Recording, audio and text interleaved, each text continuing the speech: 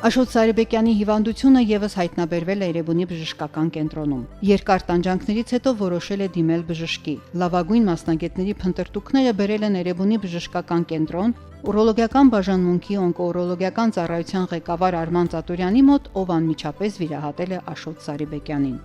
1 տարի ու կես առաջ մոտս միզակապություն եղավ։ Կաթետր դրեցին, ինձ վատ էի զգում։ 72-ամյա Աշոտ Սարիբեկյանն անկեղծանում է։ Գիտեր, որ պետք է ժամանակին դիմել բժշկի, բայց ինչպես եւ շատ հայ տղամարդիկ, հասել է հիվանդանոց միայն այն ժամանակ, երբ վիճակն անտանելի է դարձել։ Ծատուրյանը բացատրեց ամեն ինչ, ինձ բացատրեց, ինչ վտանգներ կա,